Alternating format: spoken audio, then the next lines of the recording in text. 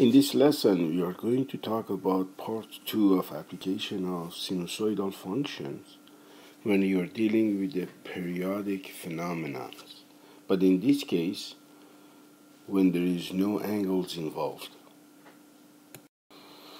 In the first example, if you have ever taken physics, the electricity which is used in most of the household is of type alternating current, which we call AC. Now, there are two types of electricity. One is called DC, the other one is AC. The DC is the one that the current does not change direction, which is called a direct current. But the AC one is the alternating current, which changes direction every cycle. Now, in our case, we have in Canada and US and some other countries, the current changes direction every 60 times every second. That's why we call the frequency of the electricity in US or Canada to be 60 hertz.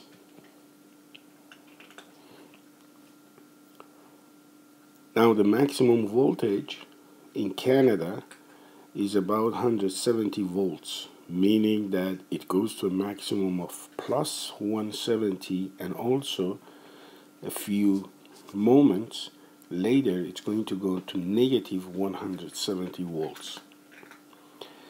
In case of AC, the voltage can be represented with a sine function given like A sine B times T minus C plus D. The first question is that what is the period of 60 hertz AC? Since by definition the 60 hertz AC means that the current goes maximum and minimum 60 times per second, or another way, there are 60 cycles in a second for AC current. We can say that the period is 1 over 60. Just imagine there are 60 cycles like this one in 1 second, and period is the time for only one cycle. So what you do, you just inverse it, you will find the period, which is 1 over 60.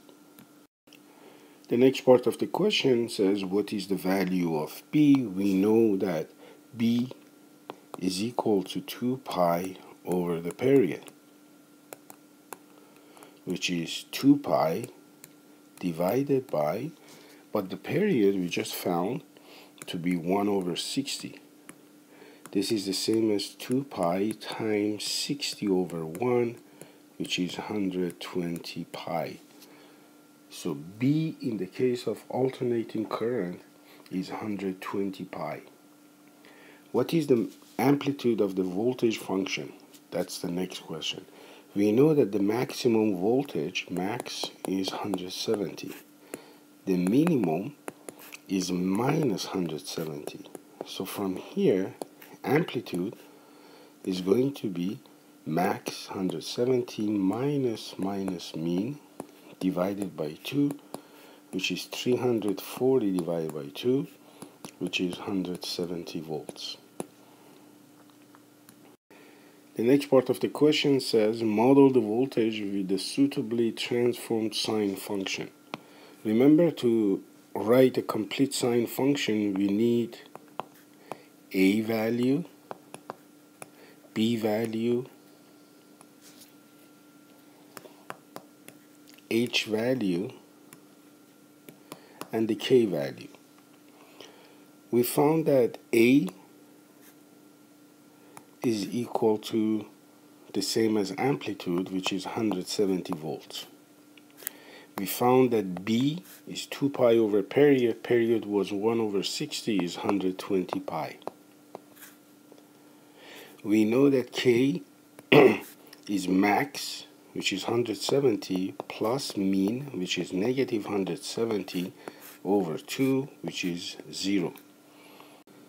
So the equation of the sine function becomes y is equal to a is 170, sine b is 120 pi, times x minus h plus 0, which is 170 sine 120 pi x minus h. Now, to find b, we know that the voltage of AC is 0 at time 0. So this means that if I substitute x equal to 0, y has to be 0. So 0 is 170 sine 120 pi times 0 minus h. We know that the only possibility at time 0 for sine to be 0 is sine 0. The angle 0 gives you sine equal to 0. From here, if I solve this one, because two sines are equal, then I can say that p times 0 minus h has to be 0. 0 minus h is minus h, so this is equal to minus pi h. So h has to be 0. So this means the phase shift is 0. So my equation becomes y is 170 sine 120 pi x minus 0, which is the same as 170 sine 120 pi x. But remember, x is really time and y is really voltage. The next part of the problem says graph the voltage function over 2 cycles. We know that the function is y equal 170 sine 120 pi t. So a is 170, b is 120 pi, h is 0, and k is 0. This means that the mapping notation becomes xy is x over b, which is x over 120 pi, plus h, which is 0, comma, ay, which is 170y, plus k, which is 0. Now we know that the base function is y equals sine x, so I'm going to write the table of value for special angles, which are 0, 90, 180, and so forth. But if you remember, we were always writing the special angles as degrees, 0, 90, and 180 degrees. But since in this case our b value or the mapping notation involves pi, I'm going to write it in terms of the radian. So I'm going to say angle 0. Instead of angle 90, I'm going to write pi over 2. Angle 180 is pi. 270 is 3 pi over 2. And 360 is 2 pi. The reason I'm using pi is that I have pi here, so I can simplify it easily. Now we know that for angle 0, sine is 0, angle 90 is 1, 180 is 0, 270 is negative 1, and 360 is 0. Now I'm going to write the table of values for the transform function using the mapping notation. So the first thing, the mapping notation says divide every x by 120 pi. So 0 divided by 120 pi is going to give me 0. Now pi over 2 divided by 120 pi. Let's see what will happen. Pi over 2 divided by 120 pi. I'm going to flip the second fraction and then multiply. Pi cancels with pi, so I get 1 over 240. So this means the second one becomes 1 over 240. If we continue doing the same thing, the next one becomes 1 over 120. The next one is 3 over 240. And the last one becomes 1 over 60. Another way of looking at it is very simple, is that the base function, if you look at this one, this is one period of the base function, 0 to 360. And we found that with AC current, the period is 1 over 60, which is here. And we know that when you have the period for the sine function, we always divide it by 4 to get the 4 intervals, which is going to be these values we found here. Now, we have to find the corresponding value for the y values. The y values, it says that multiply every y value by 170. So 0 times 170 is 0, 1 times 170 is 170, 0 times 170 is 0, negative 1 is negative 170, and 0 times that one is 0. Now that we have the new table of value, which is this table of value, I can just go ahead and plot the function. The way we plot it is very simple. Again, I'm going to roughly plot this one as this is our time, t, this is our voltage. We know that the maximum is 170, the minimum is negative 170. The period is 1 over 60. So if I say that this one is 1 over 60, because we have to do it for 2 cycles, the next cycle is going to be 2 over 60. Now, based on what we said before, we are going to divide the period by 4. So this is going to be half, 1/4, and 3/4. The same thing here, half, 1/4, and 3/4. Now, if you remember about the sine function was following the following pattern. We had intercept, maximum, intercept, minimum, and intercept. Remember, the sine function looked like this one. Intercept, maximum, intercept, minimum, intercept. The same thing is true for this sine function. So I'm going to draw 2 horizontal lines at maximum and minimum. And I'm going to say the sine function starts at 0, then it goes to maximum, then intercept, then minimum, then intercept. Now we are going to continue the pattern. Maximum, intercept, minimum, intercept. So our function is going to have a graph which looks like this graph, which is drawn for 2 cycles.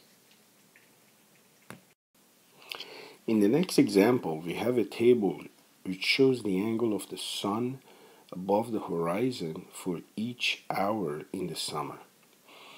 So we have from 0 to 23 hours, which is equal to 24, because we start from 0. And the first question says, using this table, determine a sinusoidal model for the angle of the sun above the horizon. As we did it before, we need a couple of pieces of information before we are able to find the equation. The first one, we have to find the maximum value in the table. Looking at the table, you can see that the maximum value is going to be 46, which is happening right here. So we say the max is 46. Now we have to find the mean value. The mean value is going to be 1.8, which happens right here. So the mean value is 1.8. Now we need to find the period, P. The period obviously is 24 hours. Now we are going to find the other piece of information. First, A is max 46 minus mean 1.8 divided by 2, which is going to give us 22.1. The other piece of information is B, which is 2 pi over period. Period is 24, so we get pi over 12, which we can change it to degrees because pi is 180, so 180 divided by 12 is going to give us 15 degrees. Now we can write the equation. Before we write the equation, we're going to find k value too, and k value is max plus mean, which is 46, plus 1.8 divided by 2, which is going to be 23.9. Now we are going to express the sinusoidal function in terms of cos first, then we're going to change it to a sine function. So far, the equation becomes y is equal to 22.1 cos of 15 times x minus h. Now, remember, if you want to express it in terms of cos, h is the x-coordinate of the maximum. If you look at this table, the maximum occurs when x is equal to 13. So h becomes 13. So it's x minus 13 plus 23.9. Now to express this one in a sine form, we are going to take the argument to the cos and add 90 to it. So this is the same as 22.1 sine of, I'm going to express this one by expanding the bracket, so I'm going to get 15x minus 15 times 13 is going to give me 195, and then I'm going to add a 90 to it. This is going to be 22.1 sine 15x minus 105 plus 23.9. If I take 15 out, I get 22.1 sine 15 x minus 7 plus 23.9. So the cos representation of this table is given by this function, and the sine representation is given by this function. And you can see that there is a phase shift of 7 hours because of 7 here. In the next part of the problem, it says graph the points in the table on the same set of axes as your model to verify the fit. To plot this one, since I'm not using technology, I'm going to approximate the equation to, instead of 22.1, I'm going to make it 22 sine 15 x minus 7, and 23.9, I'm going to make it 24. Remember, the base function is sine x, so my table of value becomes 0, 90, 180, 270, and 360 again. Sine 0 is 0, sine 90 is 1, 180 is 0, 270 is negative 1, and 360 is 0. Now I'm going to apply my mapping rule, which is going to be x and y gives you x over b. B is 15, so it's x over 15, plus h. H is 7, so plus 7. And ay, a is 22, plus k, which is 24. This means that every x value I'm going to divide it by 15 and then add 7 to it. And every y value in the table of values for the base function, I'm going to multiply by 22 and add 24. So the new table of values is going to become as 0 divided by 15 is 0 plus 7 is 7. Then 90 divided by 15 is going to be 6 plus 7 is 13. Then if you look at these values, you will see that 6 is added, so it's going to be an increment of 6. So the next one is going to be 19, 25, and 31. You can do the division and then addition, and you will see you will get the same numbers. For y value, I'm going to multiply every one by 22, add 24. So the first one 0, so it's going to be 24. The next one 1 times 22 is 22 plus 24 is 46.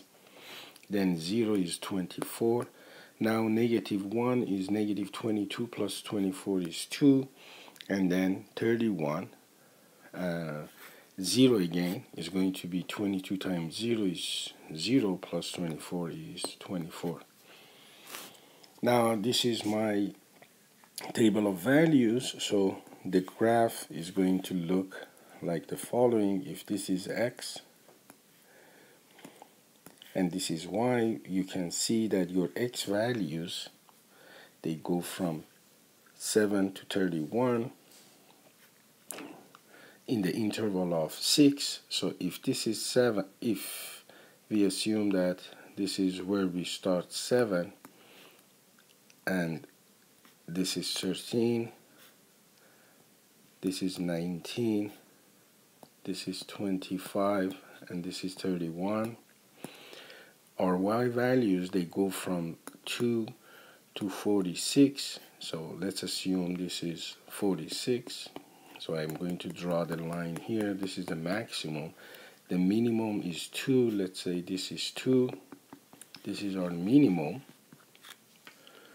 And we know the sine function has the pattern of intercept, maximum, intercept, minimum, intercept.